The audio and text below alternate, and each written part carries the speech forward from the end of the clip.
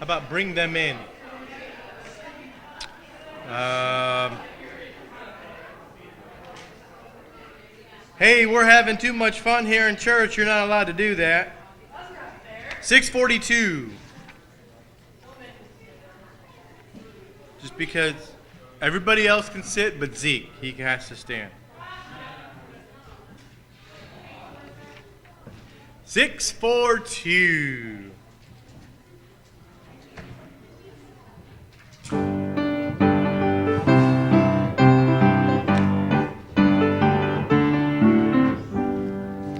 Art is the shepherd's voice I hear out in the desert dark and drear, calling the sheep who've gone astray, far from the fold away.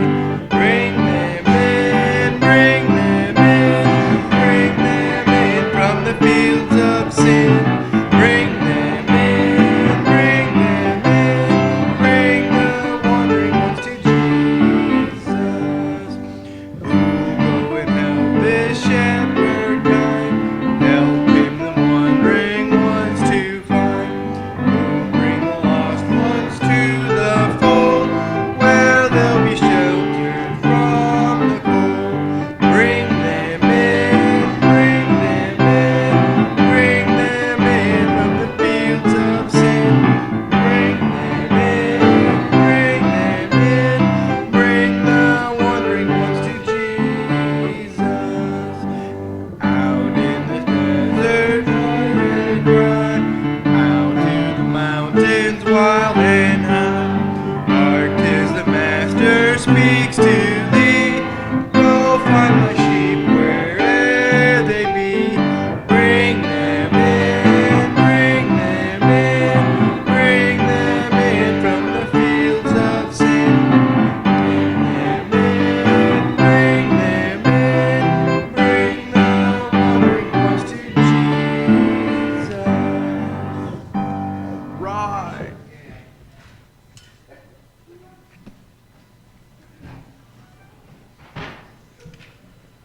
All right, did you bring them in? Where are they? All right. Good to see you tonight. How many are glad to be seen? All right, good. That's a good start. Good start. All right. Sunday, though, is our Kids' Sunday. So it's getting exciting, getting close, getting a lot of responses on Facebook, activity, shares, clicks. Several have clicked going on there that we've never seen before at church, and I don't know who they are, but they clicked going. So, and a whole bunch of people clicked interested, but we do have some who actually plan to come. So let's pray for a great day, right? Pray for the weather. It was a little iffy. I mean, it was earlier in the week, it was possible rain, but now it looks like it's mostly sunny. Slight chance of rain, but from what I saw, so let's keep praying that direction, okay? But it's going to be a great time. So, again, this will be our third annual Kids Sunday, and it's going to be bigger and better than ever, right? So, all right. So that's, I think, the only other announcement. Let me go ahead, and before we dismiss anybody else, since we've been praying for Bev's sister, she had a procedure. She had the collapsed lungs, you remember, and then she had to have something else done. She had to go on a ventilator. Because of that, they went in and repaired a hole, and according to her son, she had a 50-50 chance of coming through this. But I just got a text on the way here from Bev. It says, God's blessings. Ruth is off the ventilator, sore but doing good. Also cancer caught early. They found some other cancer, but it says we'll have radiation treatments after she gets back to Warsaw. So she is off the ventilator and sounds like she's doing well. So I'm going to pass that along, all right? All right. I believe we'll have where'd he go? He must be cutting those brochures. The teens are going to be dismissed in just a moment. They've got a project they're working on tonight. So I guess we'll wait till he comes back, and he's cutting some things, I think. But any praises tonight real quick before we jump into our Bible study? Things you're thankful for? Yeah.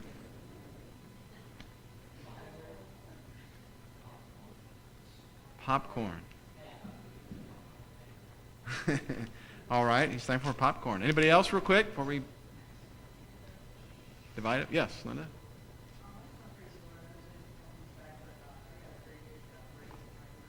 Ooh.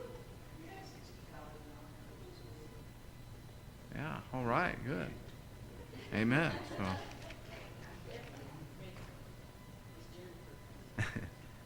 Yes, I'm sorry.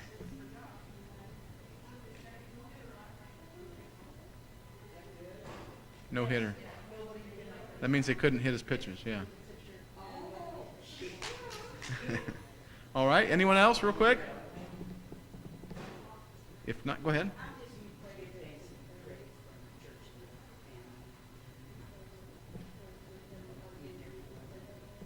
Yeah. All right, are you carrying on your own conversation over here? All right, yes. Well, there you go. I'll teach you to complain about. I'll teach you to complain about work going slow. Huh?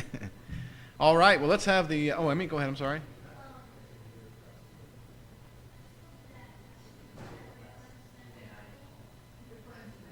Your friends have been nice. That's what makes them good friends, huh? All right. Friends have been nice to her. All right. Anything else? Last call for right now. If not, we'll let the teens go that direction, and you will get instructions over there. So the rest of you, open your Bibles to the book of James. We're going to continue our study in the book of James.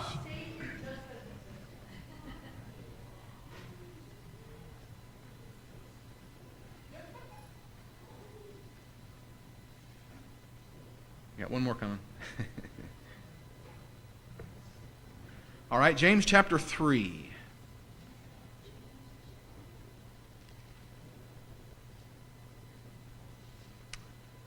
Where we finished up. Seems like it's been forever. I think it's only been a couple of weeks, but it's been forever since we've been at James here, so had some special things last week. All right, and remember we said James is not a doctrinal book such as the epistles are, but there is doctrine in it, very obviously, and we've been looking at some of those things, but it is primarily a practical book. And after all, what good is doctrine if you don't practice it? And so this is where, as the old saying is, where the rubber meets the road, right?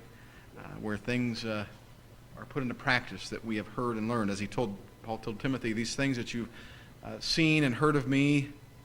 What's the next word I may remember?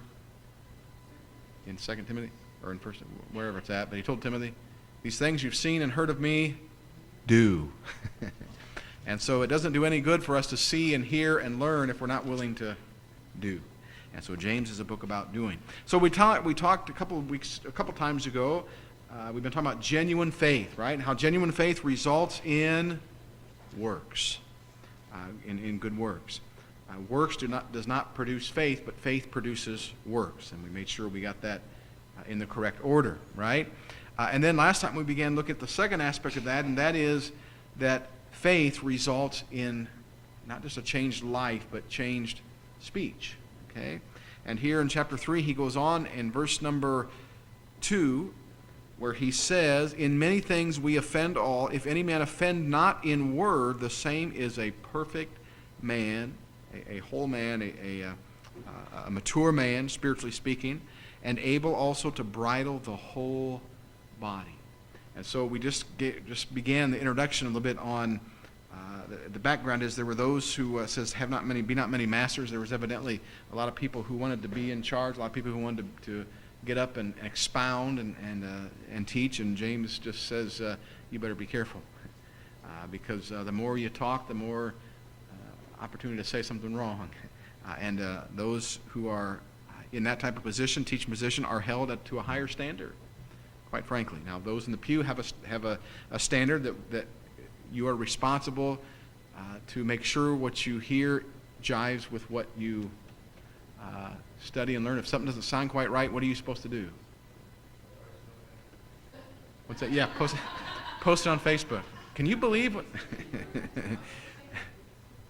Yes, you go to the scriptures, right? I mean, you can go talk to the preacher and say, where did you find that? If you need to, that's fine. But we're personally responsible to know what God's word says, especially the longer we've been saved. Okay, now if somebody's a newborn babe, then again there's less accountability there because they've not been grounded yet. But once you have been saved, you need to be growing and learning on your own, as well as being encouraged as the word is expounded publicly. okay? But, so there's responsibility there, but the greater responsibility is from the one up front, okay? The one that is proclaiming the word. He will be held accountable if he is, especially if he knowingly is deceiving or misleading people. So we're going to talk about the tongue a little bit. All right, how many have a tongue? Let me see your hand. All right, everybody has a tongue. All right, where's your tongue, Johnny? Where's your tongue? Show me your tongue. You're not supposed to stick your tongue. That's not nice. I'm teasing. All right, so yes, there's our tongue, right? And such a small thing, right? And yet can cause so much trouble. And that's what James is going to talk about here. In fact, Proverbs 18:21 says, death and life are in the power of the tongue. Think about that for a moment. Death and life. What does he mean by that? I didn't plan on expounding there, but just pause for a moment. What? Can you kill somebody with your tongue? What does he mean, death and life are in the power of the tongue? We touched, I think, on this just by way of introduction, not by using this verse, but just, bless you. Cause people to stand with something you said, or, Okay. or say something that was, you cannot hear stuff. Yeah. You can't see stuff. So what we say can do one of two things. Can push people further away from coming to Christ, okay? Or it can draw them closer to coming to Christ, okay? So it can put a stumbling block in their way that will hinder them coming to Christ, or if it's another believer, hinder their walk with God, and will be held accountable for that as well. And so death and life, spiritual death and life is right here. Because how do people know the gospel? Right here. Because we are to share it. We are to speak it, to tell it. And so life and death are in the eternal life and death are in the power of the tongue. I mentioned last time the average person says 30,000 words a day. Now, I didn't give you homework. I guess if I want to do homework, you could count all the words you say in one day, but I don't want to do that. So, but obviously, some people say more, some people say less, and whatever. But they say that's what they say anyway. The average person says 30,000 words every day. And as I mentioned, the more you talk, the greater the chance you're going to say something wrong. And so, and I've said this before, and I think you've all heard this before, and I'm sure I've shared it here as well, but first time I ever heard it several years ago when my wife and I were in evangelism. We were in a Bible school in Ohio, Rio Grande, Ohio, which is a place of the original Bob Evans restaurant. We stayed at a trailer at a campsite just kind of catty corner from the Bob Evans farm. But anyway, that's neither here nor there. But this pastor that was there got up every day in Bible school and reminded the kids. He said, the Lord gave you 2 ears and 1 mouth. That means you're supposed to listen twice as much as you talk. And so that's a pretty good policy for adults too, right? But so we looked at the exhortation about masters, instructors, teachers, and so forth, about being complete, perfect man. And again, the key in verse 2 is says, if the true sign, and there's a lot of things that people might say here, what's the true sign of a mature Christian? We can put a lot of things in there. James says the true sign of a mature Christian is the ability to control his tongue. There's a lot of other things that go along with that, obviously, but he says that is the sign, that is the mark of a mature Christian, if you can control your tongue. It says it bridles the whole body. The idea there, of course, and we'll see that in a moment here as well, but we're talking about controlling, such as bridling a horse or a ship. He's going to give an example of here. But the tongue is the hardest to control. He says if you can control the tongue, in verse 2, then he says you're able to control the whole body. If you can master the tongue, everything else is a breeze, if I can rephrase a little bit there. But he gives us some illustrations here. 3 pairs of pictures. We won't get through all of these tonight, obviously, but 3 pairs of pictures to illustrate the power of the tongue and the significance that such a small thing as the tongue can have. And so the first thing we notice, I think we'll hopefully get through a couple of these. The first thing is the tongue has power to direct. Look at verse 3. He says, behold, we put bits in the horses' mouths, that they may obey us, and we turn about their whole body. Behold also the ships, which though they be so great and are driven of fierce winds, yet they are turned about with a very small helm or rudder, whithersoever the governor listeth. The master turns the rudder and so forth. And so the first thing we notice there, power to direct, is the bit in the horse's mouth. Now, how big is a bit in the horse's mouth? Anybody have horses when you grew up? We had just an old farm pony. It wasn't a riding horse, but but he'd go out in the pasture and he'd actually bring the cows up when it was time for milking. He'd go out, I don't know, they would follow this horse, so Dad would send the horse back, and then the horse would come back, and the cows would be following it. But anyway, a horse's bit is about 5 inches long.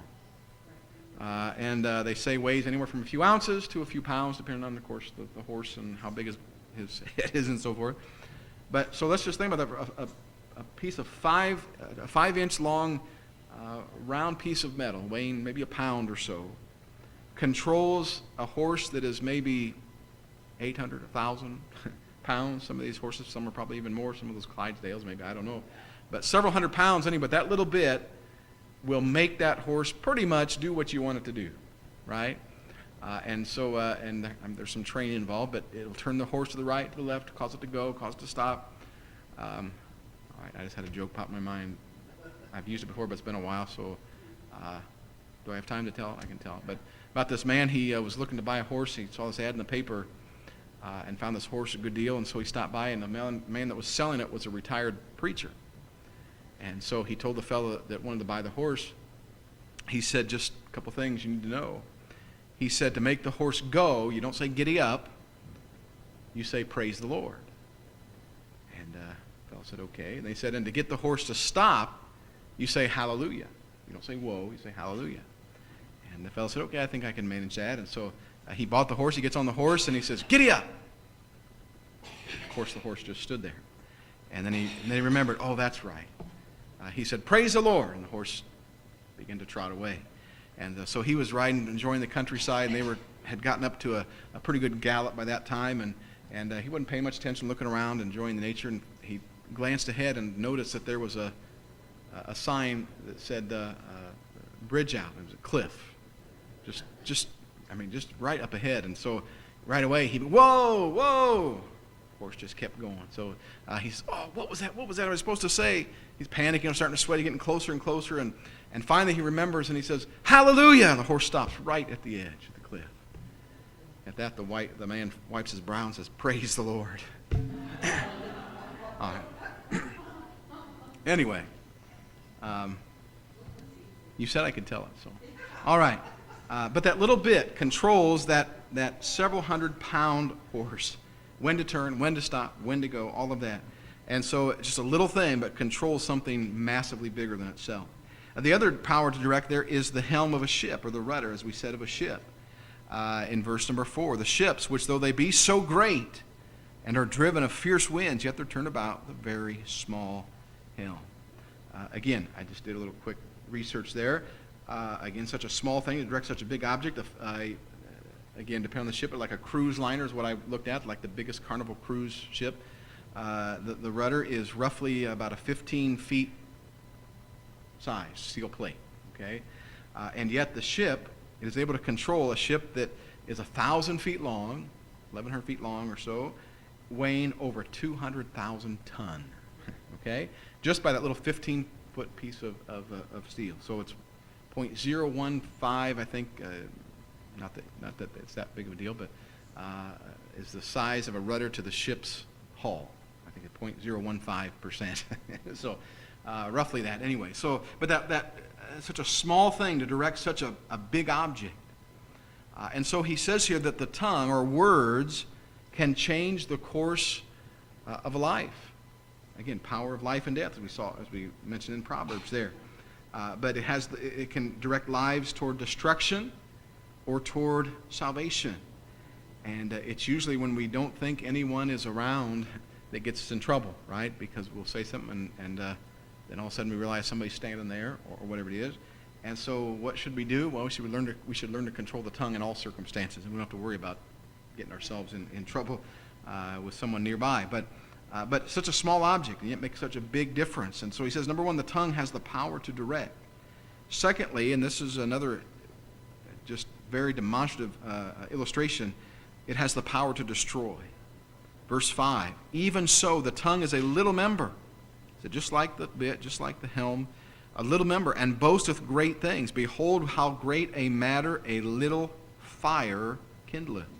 And the tongue is a fire, a world of iniquity. So is the tongue among our members, that it defileth the whole body, and setteth on fire the course of nature, and it is set on fire of hell. For every kind of beast and of birds and of serpents and of things in the sea is tamed and hath been tamed of mankind, but the tongue can no man tame. It is an unruly evil, full of what? Deadly poison. And so it has power to destroy. Number one, the power of a flame, the power of a spark, right?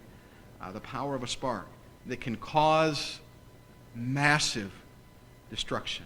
How many times do we see on the news about those fires out west specifically? Somebody is careless, even sometimes a cigarette butt, something like that will start up, but they can destroy hundreds of thousands. I mean, I just can't picture in my mind sometimes when they talk about how many acres have been destroyed by some of these fires. And just in such short time, it's such a small thing. A small spark can seem so small, so insignificant, yet can bring such massive devastation, destruction.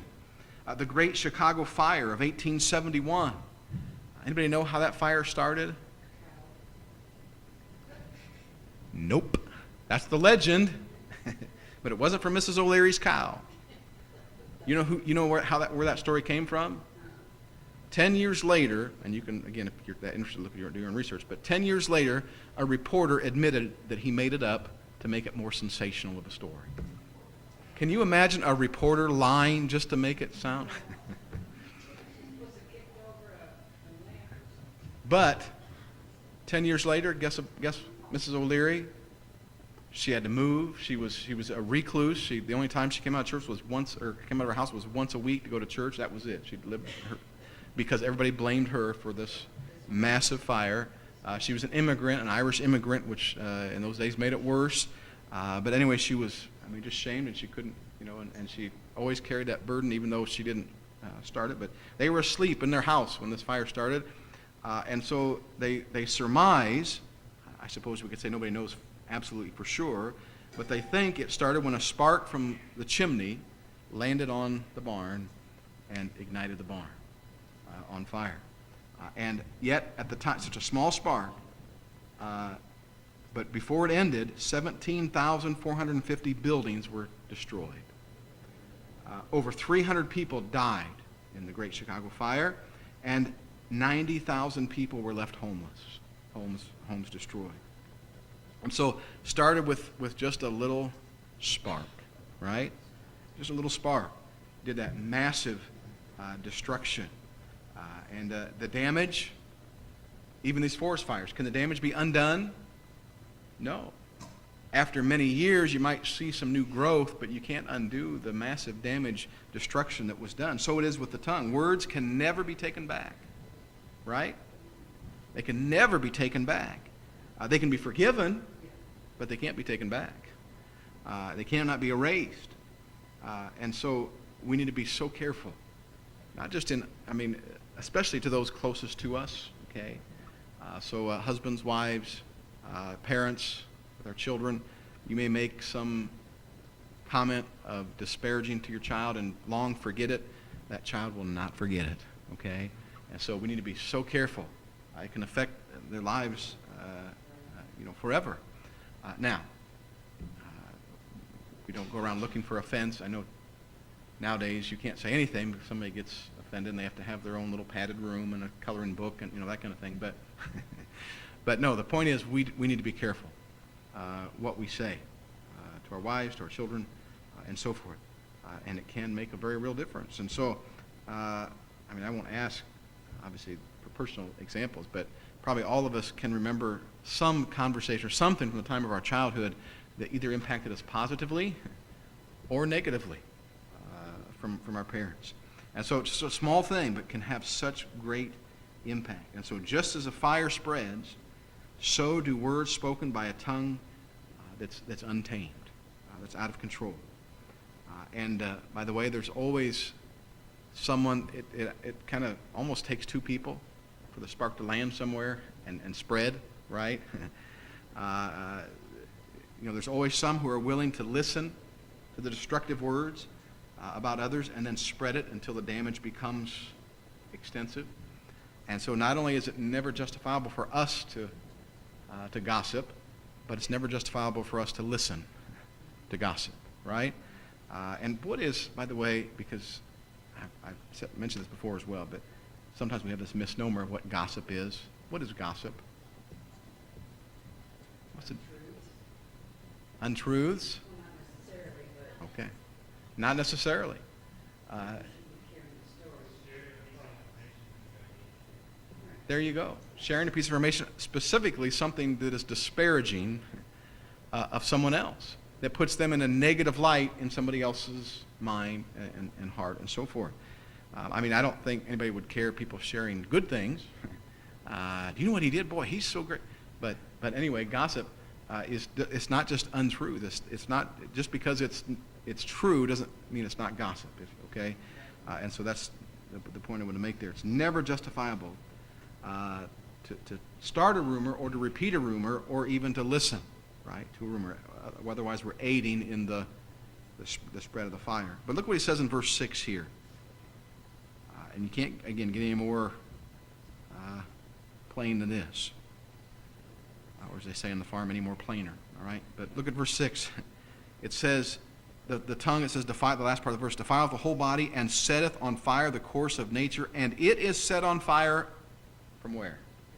Hell. Right. Evil speaking comes from where? Hell. Which means, we just talked about evil speaking about other people. Gossip comes from where? Hell, right? And so that's pretty direct, isn't it? Evil speaking comes from hell. The other aspect there of the power to destroy then is that of poison. Verses 7 and 8, we read, for every kind of beast, birds, serpents, things of the sea is tamed and hath been tamed of mankind, but the tongue can no man tame. It is an unruly evil full of deadly poison. And so, again, at least for a time, every beast can be tamed or taught. They say you can't teach an old dog new tricks. You can, it just takes a lot longer. But anyway, all the animals can be controlled or can be tamed, but it says here the tongue can no man tame. So how are we supposed to control it? If man cannot tame the tongue, then we're out of luck, aren't we? I mean, we're out of, I shouldn't have used luck. We're out of gas. We're right. I mean, it says no man can tame it. So why? I mean, what's the use of trying? We can't control. Well, we can't control it, right? Not of the flesh, not of ourselves. It requires something more than that, doesn't it? It's not by our own willpower, but God has to be the one to help us tame it. And just very quick, let's go and do this last picture here because I want to cement that point before we close. Verse 9, he says, therewith we bless God as with the tongue, even the Father, and therewith we curse we man, which are made after the similitude of God. Out of the same mouth proceeds blessing and cursing, my brethren. These things ought not so to be. Or to put it again a little bit more plainly, stop it. All right? Verse number 11, doth a fountain send forth at the same place sweet water and bitter? Can the fig tree, my brethren, bear olive berries, either a vine, figs? So can no fountain yield both salt water and fresh. Who is a wise man and endued with knowledge among you? Let him show out of a good conversation his works with meekness of wisdom. So again, just it's possible. I guess I should give you the third point there: the power to direct, the power to destroy, the power to delight or diminish. Again, I like my alliteration: delight or diminish. It's possible to use the same tongue to sing praises to God on Sunday, and on Monday use the same tongue to injure somebody. Or to curse someone, as he says here. And it's same tongue, same member, same thing. It can be used either way. And so again, he says these things ought not, he says, stop it. Don't do it. He says, stop being hypocritical. Look at the positive power of the tongue, to bless God, to build up. That's the power we possess in the tongue when it's used right, when it's used of God. And so let's go to Matthew 12. This is why I wanted to get this last point, because I want to close with this. And then we'll take prayer requests. Matthew chapter 12, verse 33. And I know we've touched on this before. Nothing is new, but let's look here. Matthew 12, verse 33. He says, either make the tree good and his fruit good, or else make the tree corrupt and his fruit corrupt, for the tree is known by his fruit. By the way, the previous couple of verses, he's talking about blasphemy. He's talking about speech, and blasphemy and so forth. But anyway, verse 34, O generation of vipers, how can ye, being evil, speak good things? For out of the abundance of the heart the mouth speaketh. A good man out of the good treasure of the heart bringeth forth good things, and an evil man out of the evil treasure bringeth forth evil things. But I say unto you that every idle word that men shall speak, they shall give account thereof in the day of judgment. For by thy words thou shalt be justified, and by thy words thou shalt be condemned. So again, notice, and you noticed it there in verse 34, because I heard some of you saying it along with me, out of the abundance of the heart, the mouth speaks. That's what he says. And so, when the tongue is uncontrolled, where's the problem? Is it the tongue? No. We said the tongue can be used for good, so it's not the tongue. Just like Facebook. It can be used for good or bad, or anything else. You might, this is now outdated, but your DVD player, all right? At least I didn't say VCR, but anyway. But anything can be used pretty much for good or bad. So it is with the tongue. So it's not the tongue's fault, but there's something wrong with the heart when the tongue is inconsistent. That's what he says. So controlling the tongue has to come from where? It has to begin where? In the heart, the mind and heart. Again, I've occasionally heard people trying to excuse something that they have said by saying, well, I just need to learn to think before I speak. I don't think that's the problem. It goes deeper than that, doesn't it? It's not a thinking problem that is stopping to think before. What they really need is a change of heart. I mean, that's what he tells us here. Out of the abundance of the heart, the mouth speaks. Now, again, yes, we need to let the Holy Spirit check our thoughts and so forth, but it originates in the heart. And so it's important that we guard the heart. If we're going to control the tongue, guard the tongue, we need to guard the heart, because that's where it begins. All right, any comments? We'll finish up with the application there in chapter 3, looking at false wisdom, true wisdom next time. But any comments or whatever on tonight's? Yes. Yeah, as far as the heart, that just makes so much sense to me. If I understand it, everybody should understand it. What's in your heart is what you allow it to begin with, good or evil. It's the both. I have sometimes it means both, but I think it's kind of it's like whatever you store up in him, it's whatever you store in your heart too. Yeah. That's why David said, thy word have I hid in my heart, that I might not sin against thee. So, and you've probably all seen that a preacher do a similar illustration about the cup of water, whatever's in it, and when it gets shaken, or I saw one preacher do it with a 2-liter bottle of pop, but when it gets shaken, what comes out? Whatever's in the cup, okay, whatever's in the container. And so whatever we put in the container is going to come out, especially when it's shaken up, right? But anyway. So. All right. Any other comments?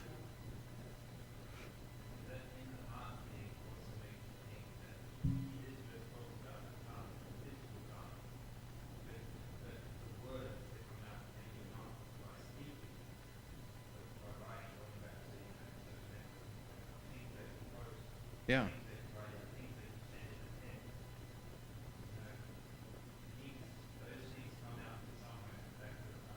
Yeah.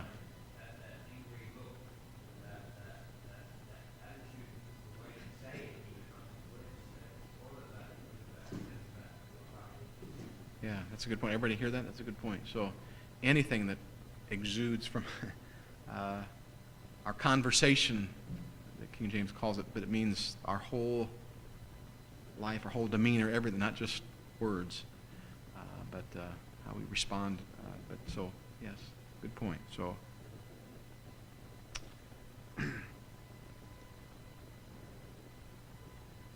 all right, so be careful what you say, be careful what you write, be careful what you allow planted in your mind and heart. Your heart, if you allow bitterness, what's going to come out? Bitterness. So, and we go on and on, but you get the point. So, All right, well, let's look at our prayer request now, so if we can go offline, Adam.